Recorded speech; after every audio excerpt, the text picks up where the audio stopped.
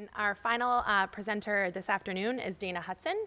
Dana is the Northeast Regional Lead for the National Farm to School Network, working with Vermont Feed at Shelburne Farms. She works with 7 states of New York and New England on network building, information and resource sharing, training and technical assistance, policy and research, media and marketing of farm to school, organizing a regional steering committee that oversees a host of activities that work to support and promote the health and education and agricultural impacts of farm to school. Dana is on the advisory board of the National Farm to School Network and serves on a number of national committees that work with the USDA and other partners.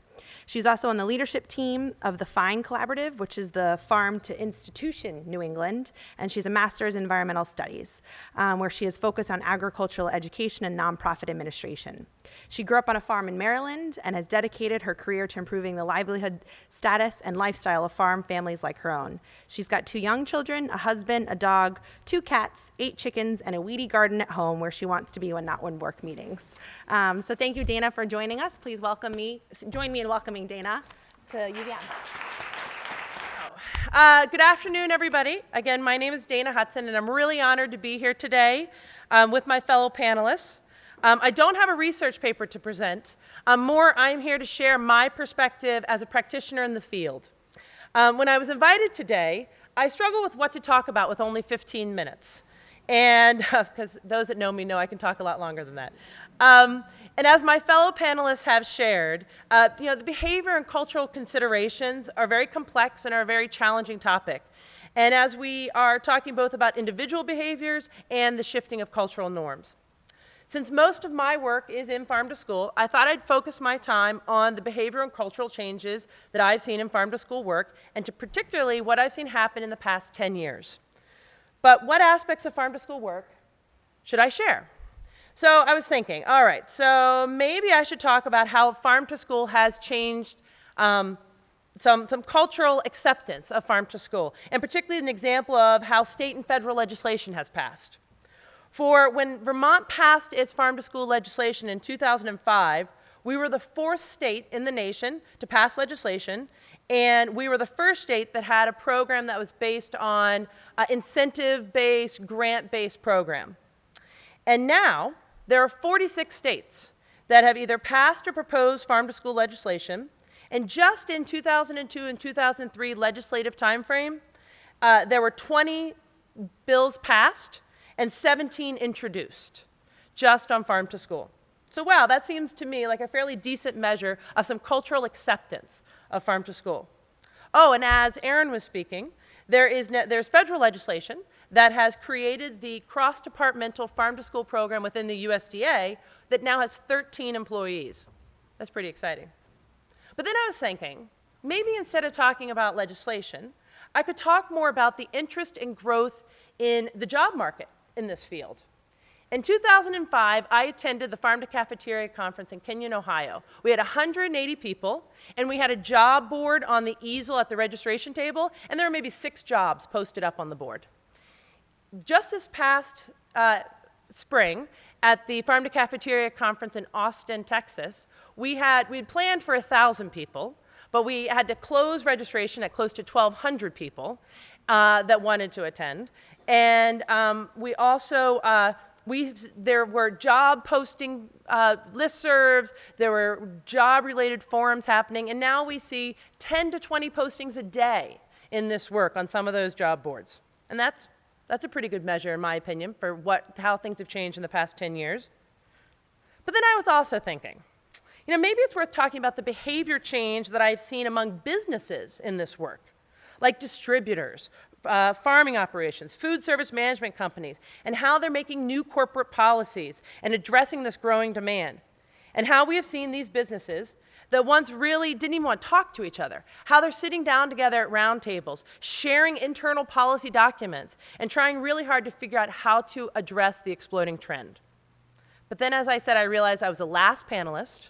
After 2 days of you guys sitting, listening to panels and keynotes that have all been excellent, but we also have another round of a keynote plenary coming up. So then I figured I really have to be entertaining. And since I don't do a lot of circus tricks, I thought, let's show some fun movies. So that's a technology thing that we're hoping will work. So in just a minute, I'm going to show you some really interesting clips. But I just want to make sure I give you a good sense of who I am and how my work has changed over the past 10 years. As Bernice mentioned, I am currently the Northeast Regional Lead for the National Farm to School Network, in which I serve 7 states, New York, New Hampshire, Vermont, Rhode Island, Connecticut, Massachusetts, and Maine. And we work as a collective group in the region trying to look at networking and information sharing, setting up convenings, looking at media and marketing of farm to school, sharing about state level policy, working together around federal advocacy and policy, and working on regional level projects. And in about the past 3 years, the farm to school community of leaders in our region have started to work more with the other farm to cafeteria groups, farm to hospital, farm to college, and we set up the FINE collaboration, which is Farm to Institution New England, that really is trying to work on increasing the purchasing power of the institutions, working with food service management companies, distributors, and food processors. So my job today really looks very different than it did 10 years ago. When I started working with Shelburne Farms, I was working on a project called Vermont Feed, which was a partnership project of Shelburne Farms, the Northeast Organic Farming Association of Vermont, and FoodWorks. And it was in the early stages when I started working on it. And our main goal at that time was working with farmers and trying to get their products sold to the schools, and then working with the schools to try to get those products into their menu, and then working with the teachers to try to teach about those projects. The farm to school term was not coined then. We weren't using that term. We were saying food, farm, nutrition initiative. And we worked all around the state with food service directors, school administrators, teachers, parents, interested community members, anybody that wanted to talk about this. And when we looked outside of our state to try to find peers in this work, 10 years ago, we only really found a handful of peers. There was a couple people in California, there was a person in North Carolina, there was a couple people talking about it in Massachusetts. We also found very little written material, almost no images, and really no footage at all. But we were seeing some pretty powerful examples at the time of how the schools and the fields were working together to really serve our youth. So we decided to make a short movie. And we wanted to use this movie as an awareness-building strategy to both just spread the word as to what this work is. And at that time, we started to use the term farm to school. This is now maybe 9 years ago. And we also wanted to use it as we started to build towards state legislation. So I'm hoping, fingers crossed, that this is going to work. So I can just use the hyperlink, right? OK. We had it set up a totally different way before, so let's see if it works. It's not working. OK. We've been having school groups come to the farm. OK. So now, this was the same problem we were having before that we fixed it to do it a different way, and now that way is not working. So what I'm going to do is I think that what we're going to have to do is we pull it all the way over where I lose. Unfortunately, you won't be able to see. Can you click out of that? Let's see. No, the X. Nope, that didn't work. Go back I'm sorry, guys. Be patient with me. to it. Can I just do what we were doing and put the movie back up? Yeah. Okay. Just give me a second. Sorry about that. That's all right. What do you see right now? Oh, good. You still see the screen that I want you to sort of see. Now let's see. Now. Yep. Well, yeah. It's all right. I won't be able to maximize so you see it on the whole screen, and I won't be able to.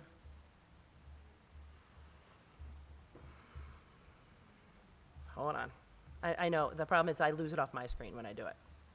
So now, let's see. I got to work off this screen. Okay. Here we go. So this is just a quick 1.5-minute excerpt from the movie we did 10 years ago. But then after this, I'm really excited to share with you.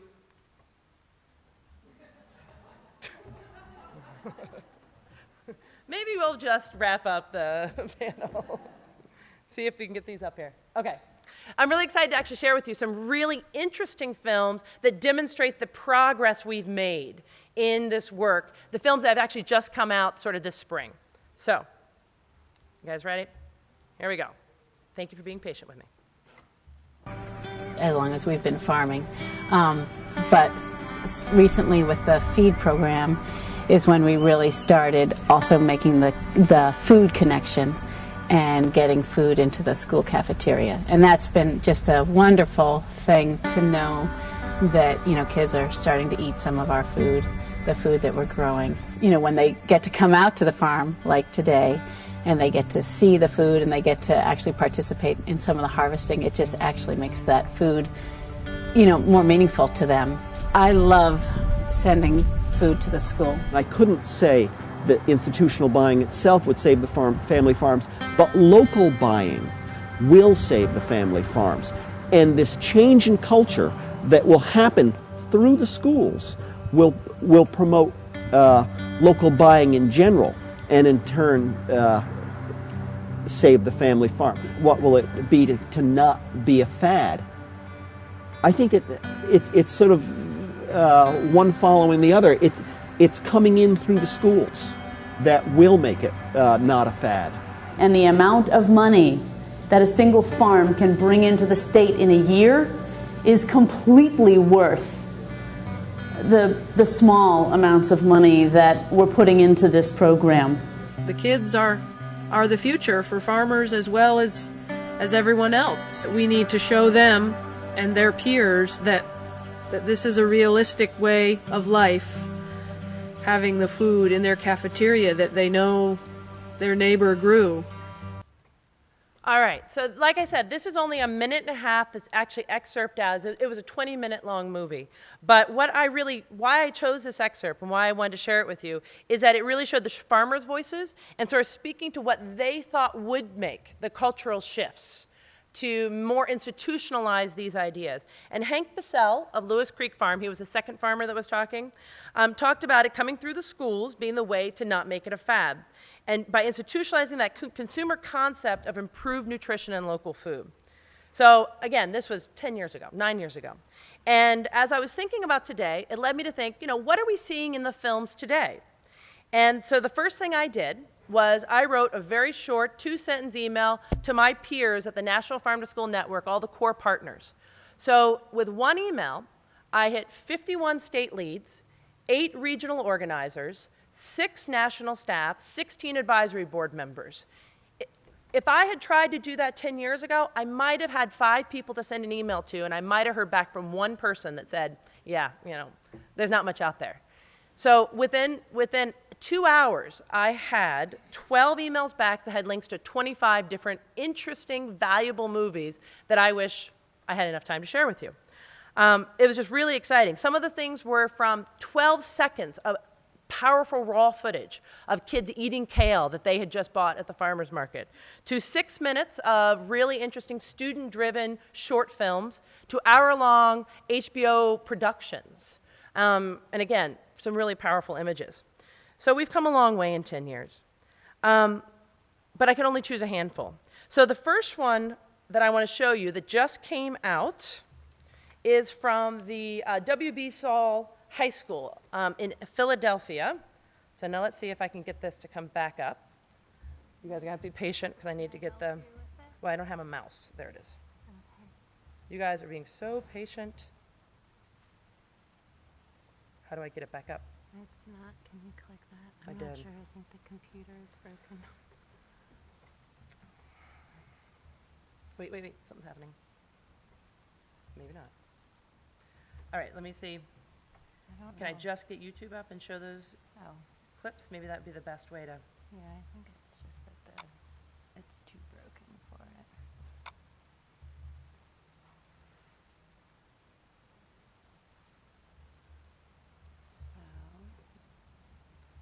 I have that screen up. It would take me 2 seconds just to pull up the. Yeah, I think we just have to wait for it all to load. Is it this one? Yep.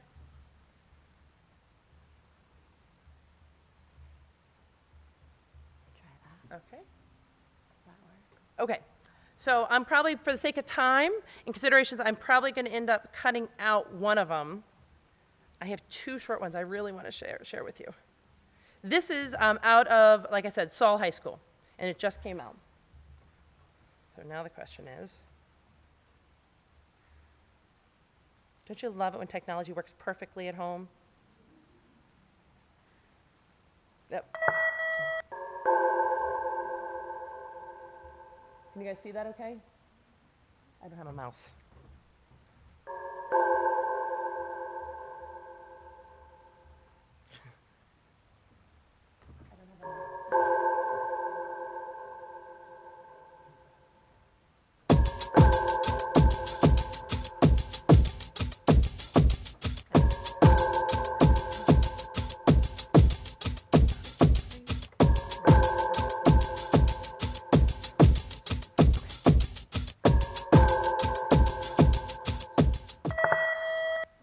Having a hard time figuring out what to eat. Yes. Who are you? I'm your healthy conscience. My healthy conscience, why are you here? I'm here to help you make the best nutrition decisions. It's M-Y-P-L-A-T-E. My place healthy for me. My place healthy for me. It's M-Y-P-L-A-T-E. My place healthy for me. My place healthy for me. Who am I? The heaviest person you'll ever meet. Cause I choose my plate every time I eat. Y'all like my plate? Let me tell you what I mean. Fruits, veggies, dairy, grains, purple proteins. Yeah, you know my flow mean your body will be too. If you don't get the right amount of legumes. Saw gang the goons, we healthy ones at that. Next lean, bout to spit. Where you at? Where you at? My plate, my plate. Yeah, I'm eating great. Now I'm eating healthy. Now I'm eating grapes. 7 full whole grains. Trying to make a change. Muscles getting bigger. Protein is the blame. I don't play no games when it come to my plate. Cause I'm the boss of all the healthy choices I make. All right. That's why I have to show these. These are just really great videos. So what stands out the most for me in this video, besides the catchy song, which honestly I have been singing for about a week and a half now, is how the students really focused on personal nutrition and self-empowerment. But I was also trying to figure out, okay, so we're starting to see students looking at their nutrition, trying to understand more about the foods they eat, but are we also seeing within the youth voice, are we seeing the agricultural connections? Are we seeing the greater good, the buy local, the keep your dollar aspects of this work? And that led me to a really wonderful video that came out of Maui. And I keep needing assistance because I don't know how to get here to the next one. I'm trying to move the slides. It's not. Oh, it's frozen. Oh, stop. Okay. Oh, good. All right. This won't take long now. This was really fun. Okay.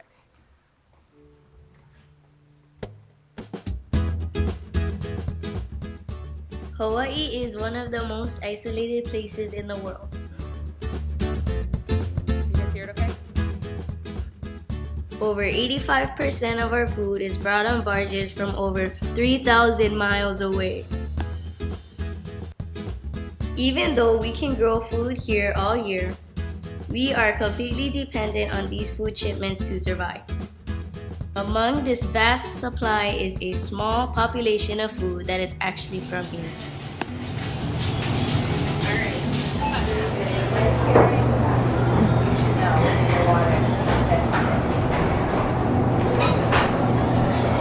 Hi!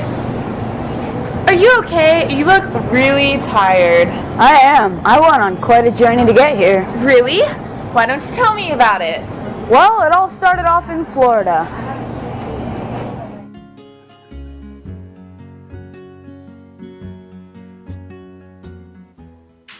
One day, I was just chilling in the tree, like us unripe oranges do. And some guy came to pick me. I tried to tell him I wasn't right, but he just wouldn't listen.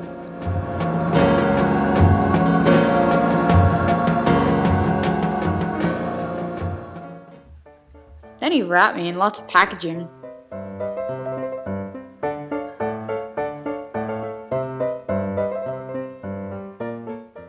And then he loaded me onto a dolly.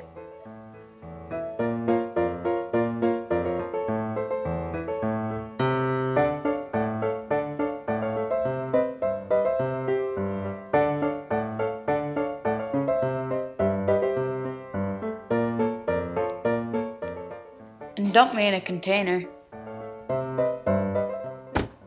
full of lots of other unripe oranges. And then they sent me off on my journey across the country.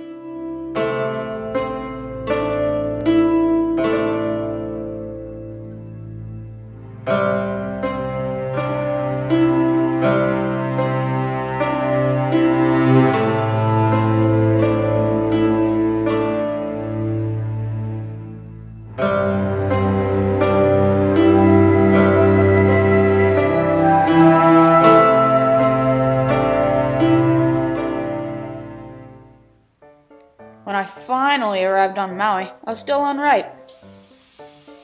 So they had to use ethylene gas to ripen me.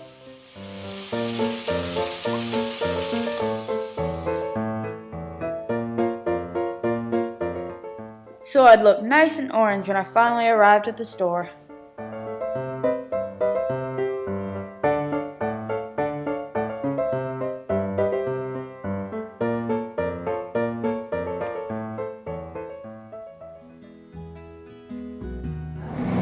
Wow, that sounds like such a long trip. Hey, what's that on your shoulder? Oh, it's just an invasive species I brought in. Wow. And it goes on, and all these videos go on, and they get often more entertaining.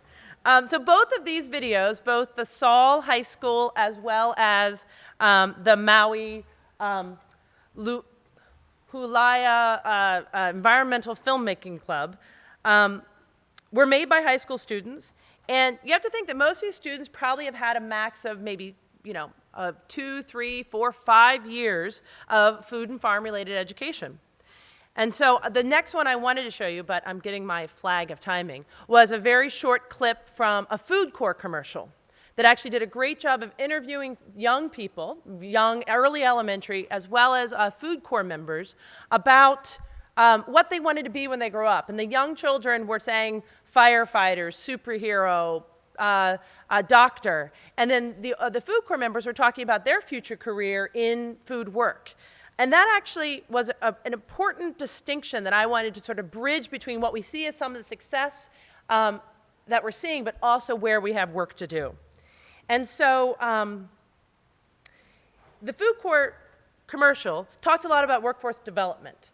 And it showed a lot about the emerging workforce that we're seeing of professionals that are interested and ready to take on the food system work. They're sort of coming of age. They're graduating high school. They're graduating college. And they have had enough education, enough exposure that they're excited about this work.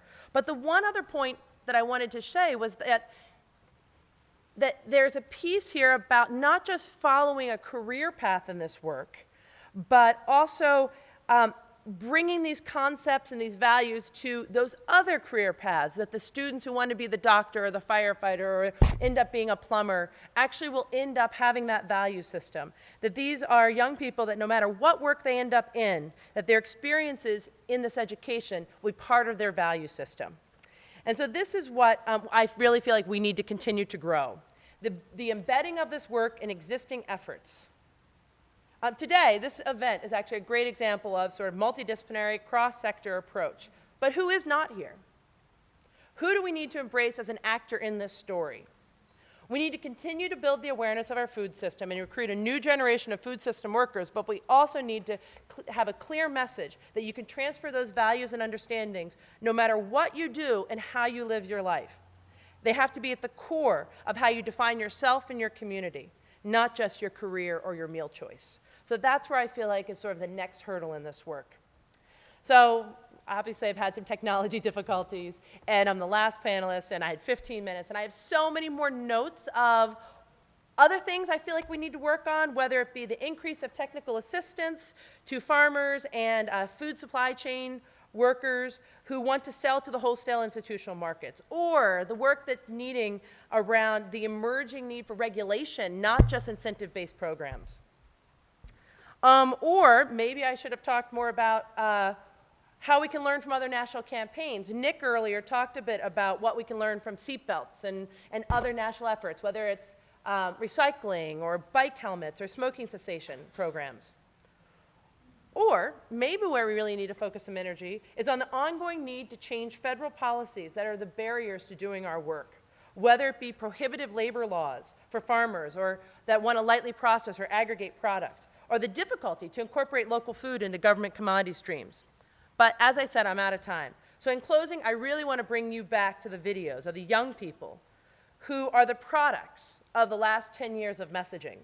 A generation that is both caring about the food they eat, the neighbors they buy the food from, and the work that they want to do. And though this is only a snippet of the current culture, I will actually sleep a little better tonight knowing that this generation is interested in tackling these hard issues. Thank you.